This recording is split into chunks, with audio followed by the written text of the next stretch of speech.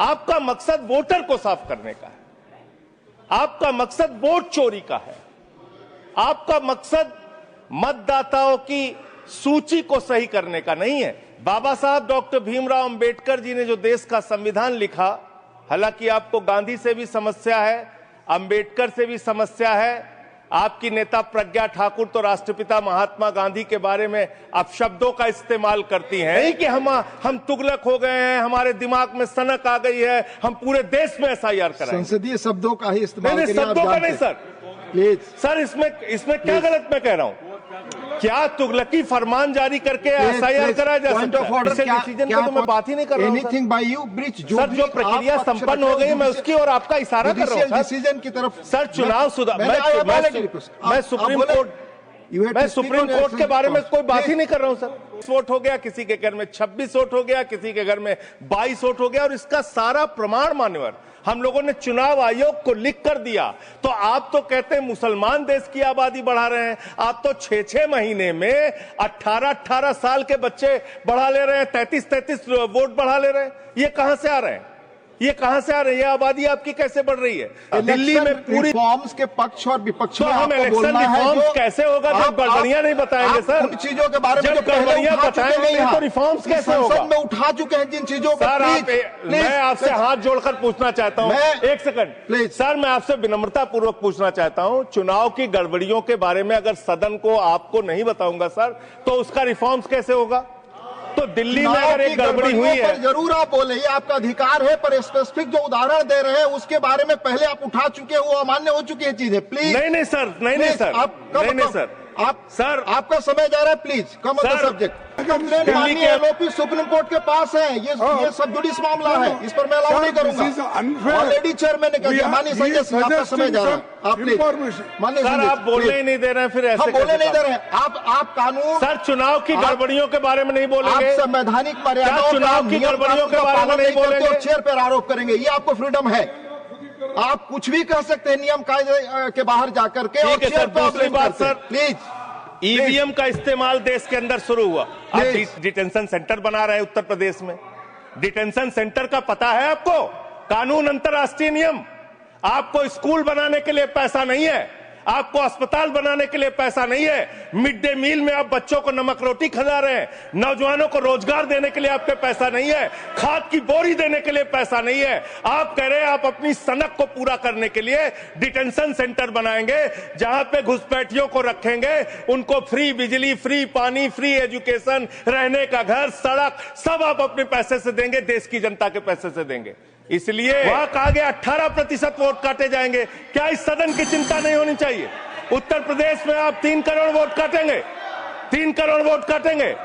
उसने अपने 2 बेटे जो कुवैत में रहते हैं उनका फॉर्म भर दिया, उस 80 साल की बूढ़ी महिला नूर जहां के ऊपर मुकदमा हो गया सर, एक लंबे संघर्ष के बाद हिंदुस्तान को मिला। अंग्रेजों ने 190 साल तक हिंदुस्तान पर राज किया, उनके खिलाफ हमारे क्रांतिकारियों ने, शहीद आजम भगत सिंह ने कुर्बानी दी, शहीद सुखदेव ने कुर्बानी दी, शहीद राजगुरु ने कुर्बानी दी, शहीद राम प्रसाद बिस्मिल ने कुर्बानी दी, शहीद खुदीराम बोस ने कुर्बानी दी, शहीद अशफाकुल्लाह ने कुर्बानी दी, शहीद रोशन सिंह ने कुर्बानी दी, और राष्ट्रपिता महात्मा गांधी ने त्याग और बलिदान से इस देश को आजाद कराया। और जब हमारा मुल्क आजाद हुआ तो भारत के संविधान के रचयिता बाबा साहब डॉक्टर भीमराव अंबेडकर जी ने कहा, इस देश में वोट के मामले में सब समान होंगे। राष्ट्रपति के वोट की भी गिनती एक होगी, प्रधानमंत्री के वोट की भी गिनती एक होगी, मुख्यमंत्री के वोट की गिनती भी एक होगी, सांसद विधायक के भी वोट की गिनती एक होगी, और गांव में रहने वाले मजदूर के वोट की गिनती, दलित के वोट की गिनती, पिछड़े समाज के लोगों के वोट की गिनती, आदिवासी के वोट की गिनती एक होगी। आज एसआईआर के जरिए ये जो चर्चा पूरे देश में खौफ का माहौल बना हुआ है, क्या वास्तव में एसआईआर के जरिए आप मतदाता सूची को साफ करना चाहते हैं या वोटर को ही साफ करना चाहते हैं? आपका मकसद वोटर को साफ करने का है, आपका मकसद वोट चोरी का है, आपका मकसद मतदाताओं की सूची को सही करने का नहीं है। इसलिए यह चिंता है सबको। और दूसरी बात, क्या यह संवैधानिक अधिकार चुनाव आयोग के पास है?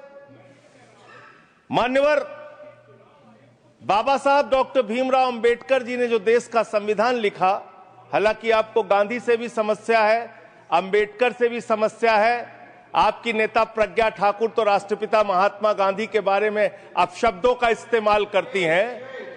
आप लोगों को गांधी के आदर्शों से कोई लेना देना नहीं। विषय पे ही बोल रहा हूँ। विषय है ये, विषय पे बोल रहा हूँ। डिस्कशन, गांधी के त्याग से ही वोट का अधिकार मिला है सर। बोले सर, गांधी के त्याग से ही वोट का अधिकार मिला। अलग बहस करने की आपका नहीं तो अगर गांधी का नाम ले लिया तो इसमें क्या समस्या है? आप समस्या सर, इसमें क्या समस्या है? विषय पर बोलिए, विषय पर बोलिए सर। बाबा साहब डॉक्टर भीमराव अंबेडकर जी ने जो संविधान लिखा, उस संविधान की धारा 327 क्या कहती है? भारत के संविधान की धारा 327 कहती है, इस संविधान के प्रावधानों के अधीन रहते हुए संसद समय समय पर विधि द्वारा संसद के किसी भी सदन या किसी राज्य के विधानमंडल के सदन या किसी सदन के चुनाव से संबंधित सभी मामलों के संबंध में प्रावधान कर सकती है, जिसमें मतदाता सूची तैयार करना, निर्वाचन क्षेत्रों का परिसीमन करना और ऐसे सदन या सदनों के विधिवत गठन को सुनिश्चित करने के लिए आवश्यक अन्य सभी मामले शामिल हैं।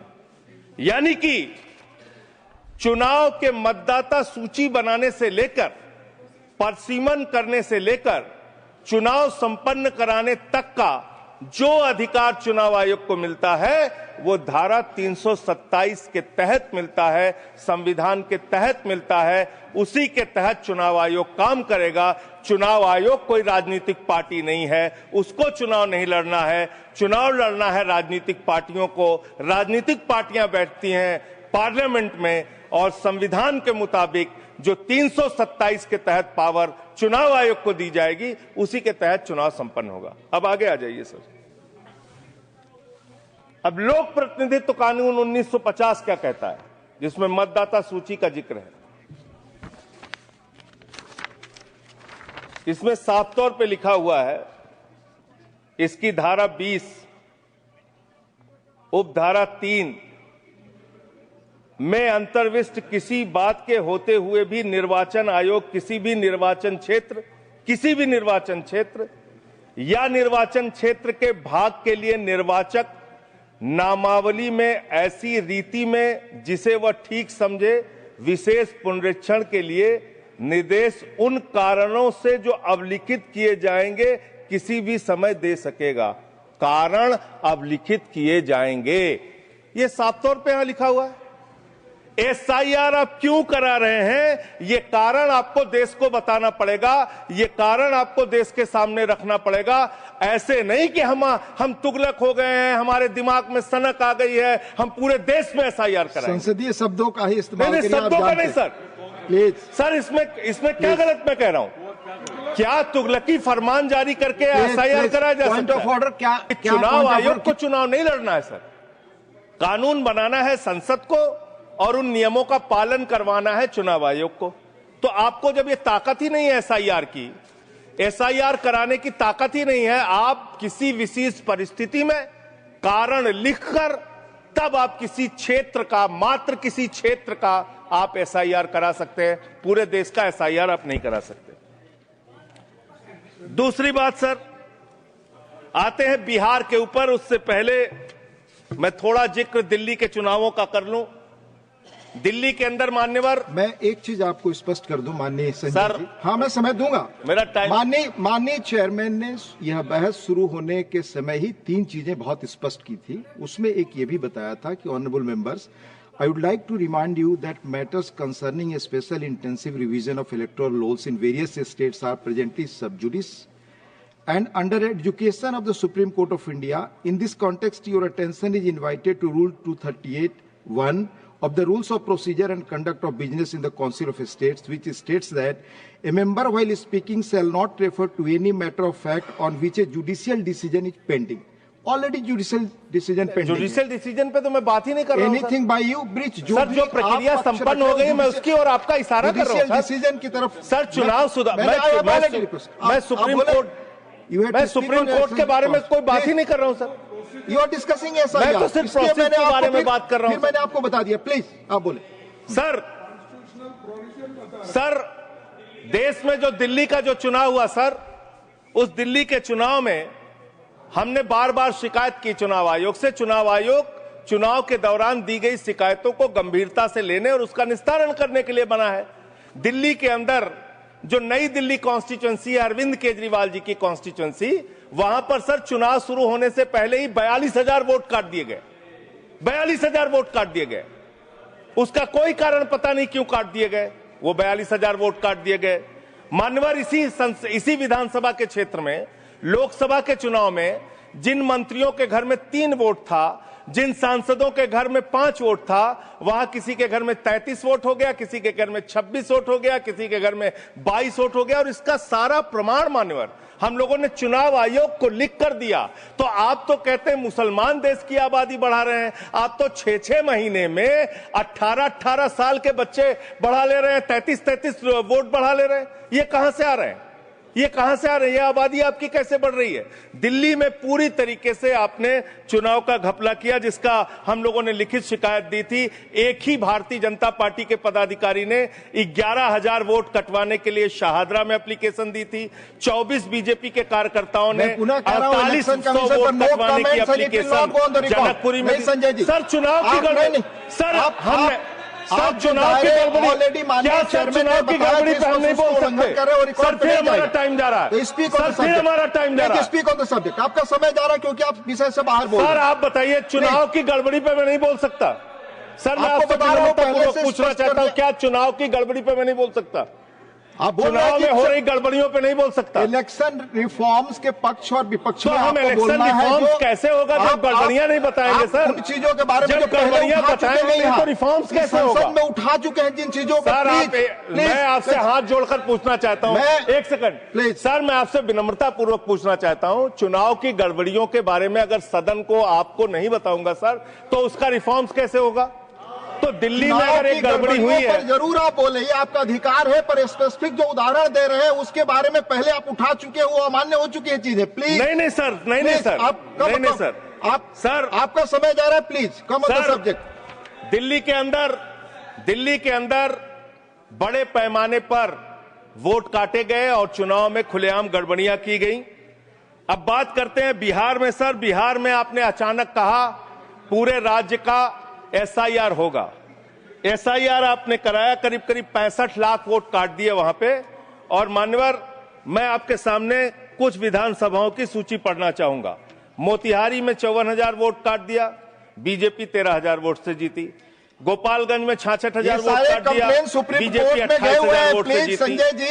संजय जी बरौली में 46,000 वोट काट दिया, बीजेपी 12,000 वोट से जीती। अनमोल में 37,000 वोट काट दिया, बीजेपी। ये सारी चीजें सुप्रीम कोर्ट में नहीं जाएगी रिकॉर्ड पे। सर ये गड़बड़ी पे बात हो रही है। प्लीज गड़बड़ी क्यों? समय चला जा रहा है, सुप्रीम कोर्ट के पास सर मेरा टाइम जा रहा है। सर विषय पर बोलिए। सर विषय पर बोल रहा हूँ सर। नहीं विषय पर नहीं बोल रहे। विषय ऐसे तो फिर बात नहीं हो पाएगी सर। सर ऐसे बात नहीं हो पाएगी। आप हमारा टाइम खराब कर रहे हैं। विषय पर बोलिए। नहीं मेरा सारा समय चला जा रहा है सर। आप विषय पर बोलिए। जो चीज सब जुडिस है उसके बारे में honourable chairman has made it clear. Please. Election में ऐसे गड़बड़ियां होते हैं, उसको क्या करना चाहिए ये बता रहे हैं। ये सारे कंप्लेंट माननीय एलओपी सुप्रीम कोर्ट के पास है। ये सब जुडिस मामला है, इस पर मैं अलाउ नहीं करूंगा। ऑलरेडी चेयरमैन ने कह दिया। माननीय संजय आपका समय जा रहा है। आप प्लीज माननीय सर आप बोलने ही नहीं दे रहे हैं। फिर ऐसे बोलने नहीं दे रहे हैं। आप कानून सर चुनाव की गड़बड़ियों के बारे में नहीं बोलेंगे। आप संवैधानिक मर्यादाओं चुनाव की गड़बड़ियों के बारे में नहीं बोलेंगे। चेयर पर आरोप करेंगे, ये आपको फ्रीडम है। आप कुछ भी कह सकते हैं नियम कायदे के बाहर जाकर के। ठीक है सर। दूसरी बात सर, प्लीज ईवीएम का इस्तेमाल देश के अंदर शुरू हुआ। प्लीज। और जब ईवीएम का इस्तेमाल शुरू हुआ अपनी जगह बैठे, तो देश में तमाम बहस शुरू हुई और ईवीएम के ऊपर सबसे पहला किसी ने सवाल उठाया तो उस व्यक्ति का नाम है जीवीएल नरसिम्हा।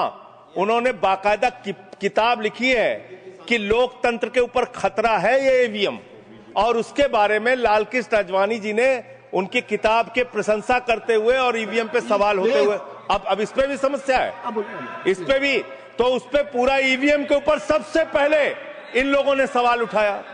ईवीएम किन किन देशों में था और कहां कहां बैन हो गया, मैं पढ़ के बता दे रहा हूं। जिन जिन देशों में बैन हो गया, जर्मनी में, नीदरलैंड में, आयरलैंड में, यूके में, फ्रांस में, पुर्तगाल में, इटली में, ऑस्ट्रेलिया में, नॉर्वे में, कनाडा में, बेल्जियम में, साउथ कोरिया में, इन तमाम देशों में ईवीएम था। ईवीएम बंद हो गया। लेकिन मुझे एक मन में शंका होती है जो आपके माध्यम से उधर बैठे हुए लोगों से पूछना चाहता हूं। प्रधानमंत्री जी का आप बहुत गुणगान करते हैं, आप कहते हैं प्रधानमंत्री जी बहुत लोकप्रिय हैं, प्रधानमंत्री जी की लोकप्रियता चमक रही है, वो महामानव हैं, विश्व गुरु हैं। तो ये कौन सी लोकप्रियता है प्रधानमंत्री जी की कि भाई प्रधानमंत्री जी की कौन सी लोकप्रियता है कि ईवीएम से चुनाव कराएंगे तो लोकप्रियता कायम रहेगी, बैलेट से चुनाव कराएंगे तो लोकप्रियता खत्म हो जाएगी? अरे भैया, दोनों में अगर लोकप्रियता कायम है तो बैलेट से चुनाव करा लो, उसमें भी पता चल जाएगा कितने लोकप्रिय है प्रधानमंत्री जी, कितनी लोकप्रिय है भारतीय जनता पार्टी, कितने लोकप्रिय हैं आप लोग, ये आपको पता चल जाएगा। दूसरी बात मान्यवर, आपने अभी मैंने सुना कि डिटेंशन सेंटर बनाएंगे घुसपैठियों के लिए, और यह कहा गया कि इस पूरी चुनाव की प्रक्रिया के तहत जो लोग पकड़े जाएंगे घुसपैठिए, उनको उस डिटेंशन सेंटर में रखा जाएगा। मैं आपके माध्यम से इस सरकार से पूछना चाहता हूं, 11 साल से इस देश में ट्रंप की सरकार तो है नहीं, न बराक ओबामा की सरकार है, न बाइडेन की सरकार है, यहां पर प्रधानमंत्री नरेंद्र मोदी जी हैं और गृह मंत्री अमित शाह जी हैं। आपने 11 साल में कितने घुसपैठिए हिंदुस्तान से भगाए, इसके बारे में आंकड़ा दीजिए सदन को आप जानकारी दीजिए। आप बिहार जाते हैं, वहां घुसपैठिया चिल्लाते हैं, झारखंड जाते हैं, वहां घुसपैठिया चिल्लाते हैं, दिल्ली आते हैं, वहां घुसपैठिया चिल्लाते हैं, हरियाणा जाते हैं, वहां घुसपैठिया चिल्लाते हैं, महाराष्ट्र जाते हैं, वहां घुसपैठिया चिल्लाते हैं, आसाम जाते हैं, वहां घुसपैठिया चिल्लाते हैं, घुसपैठिया पकड़ नहीं पाते। यह कौन सा घुसपैठिया है? जहां पर चुनाव होगा वहां आपको घुसपैठिया मिल जाते हैं, आप पूरा चुनाव उसके ऊपर करते हैं। कितने घुसपैठिया बिहार में मिले, इसको बताइए, देश को, इस सदन में बताइए। मैं आपको बताना चाहता हूं मान्यवर, मात्र 315 वहां पर विदेशी नागरिक मिले, जिसमें 78 मुसलमान थे, बाकी नेपाल के हिंदू थे। उसको आप इसलिए आंकड़ा नहीं जारी कर रहे हैं, 65 लाख में सिर्फ 315 मिले। आपकी छाती पे तो सांप लौटने लगा, आपको तो मजा आया नहीं। आप डिटेंशन सेंटर बना रहे हैं उत्तर प्रदेश में। डिटेंशन सेंटर का पता है आपको? कानून अंतर्राष्ट्रीय नियम। आपको स्कूल बनाने के लिए पैसा नहीं है, आपको अस्पताल बनाने के लिए पैसा नहीं है, मिड डे मील में आप बच्चों को नमक रोटी खिला रहे हैं, नौजवानों को रोजगार देने के लिए आपके पैसा नहीं है, खाद की बोरी देने के लिए पैसा नहीं है। आप कह रहे हैं आप अपनी सनक को पूरा करने के लिए डिटेंशन सेंटर बनाएंगे, जहां पे घुसपैठियों को रखेंगे, उनको फ्री बिजली, फ्री पानी, फ्री एजुकेशन, रहने का घर, सड़क, सब आप अपने पैसे से देंगे, देश की जनता के पैसे से देंगे। इसलिए मैं आपके माध्यम से सरकार को चेतावनी देना चाहता हूं, अगर कोई बांग्लादेशी मिले, कोई पाकिस्तानी मिले, कोई अफगानिस्तानी मिले, तो उसको उसके देश वापस भेज देना। हमारे पैसे से उनको यहां पे डिटेंशन सेंटर और घर बना के फ्री में बिजली, फ्री में पानी, फ्री में शिक्षा, फ्री में इलाज मत करना। और ज्यादा अगर आपको चिंता हो तो अपने घर के बाहर एक घर बना लेना, वहां रख लेना, अपने घर में रख लेना। हम लोगों का पैसा मत बर्बाद करो अपनी सनक के चक्कर में, दूसरी बात, सनक शब्द असंसदीय शब्द ना बोले। नहीं सर, सनक, सर क्या क्या बोलते हैं ये लोग।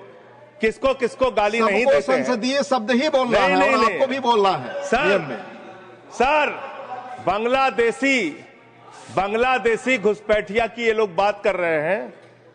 लश्कर तोयबा का आतंकवादी इनके माइनॉरिटी मोर्चा का अध्यक्ष था जम्मू कश्मीर में।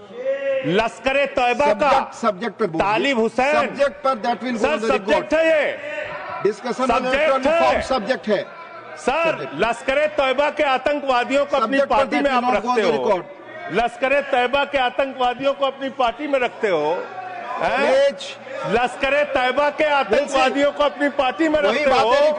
आतंकवादियों को अपनी पार्टी में रखते हो। आप यहाँ पे खाली देश का माहौल बिगाड़ना चाहते हो। मान्यवर, अभी उत्तर प्रदेश में चल रहा है SIR। उत्तर प्रदेश में अभी हमारी मीटिंग हुई वहां के मुख्य निर्वाचन अधिकारी से। वो कह रहे हैं 18% वोट काटे जाएंगे। करीब करीब 3 करोड़ वोट हमारे प्रदेश में काटे जाएंगे। और कैसे काटे जा रहे हैं? प्लीज संजय जी आप इधर बोलिए चेयर की तरफ। क्या आप जानना चाहते हैं? आप आपस में बहस कराइए सर, उनको खड़ा कीजिए। सर उनको खड़ा कीजिए, बहस कराइए। आप बोले कोई चीज जानते। हमारी मीटिंग हुई सर, हमारी पार्टी के प्रतिनिधि गए, वहां कहा गया 18% वोट काटे जाएंगे। क्या इस सदन की चिंता नहीं होनी चाहिए? उत्तर प्रदेश में आप 3 करोड़ वोट काटेंगे, 3 करोड़ वोट काटेंगे। आपने रामपुर के अंदर एक 80 साल की बूढ़ी महिला, सर मैं मिलने गया, आपको दर्द बताना चाहता हूं। 80 साल की बूढ़ी महिला, बैठ जाइए बैठ जाइए बैठ जाइए। आप लोग फालतू बोलते रहते हो। पर ही बोले वही रिकॉर्ड पे लश्कर तैयबा के आतंकवादियों को अपनी पार्टी में रखते हो तुम लोग। कमेंट नहीं कर सकते। लश्कर तैयबा के आतंकवादियों को रखते हो अपनी पार्टी में। सर रामपुर में एक बूढ़ी महिला 80 साल की, उसका नाम है नूर जहां। सदन को उसकी चिंता सुननी चाहिए। उसने अपने 2 बेटे जो कुवैत में रहते हैं उनका फॉर्म भर दिया। उस 80 साल की बूढ़ी महिला नूर जहां के ऊपर मुकदमा हो गया सर।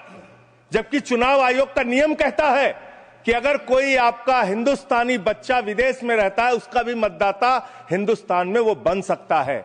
मां ने फॉर्म भरा, आपने दर्ज कर दिया। धन्यवाद संजय जी। अरे सर हमारी पार्टी में से, अरे हमारी पार्टी में से 1 मिनट ले लीजिए। ऑलरेडी मेरे पार्टी का समय है। 1 मिनट अधिक दिया सर। मैं दल का नेता हूं, मेरे पास सर मैं पार्टी का नेता हूं, मेरे पास टाइम है। ऑलरेडी 1 मिनट अधिक दिया टाइम है सर। आपने लिखकर पहले नहीं दिलवाया। तो हम टाइम हमारे में से काट लीजिएगा। हमारे में से टाइम काट लीजिएगा। आप जल्दी बोलिए। 1 मिनट मुझे और दीजिए। 1 मिनट में कंक्लूड। सर मैं अंत में यही कहना चाहता हूं, आपके इस जोर दबाव के चक्कर में हिंदुस्तान के 35 BLOs अब तक अपनी जान गंवा चुके हैं।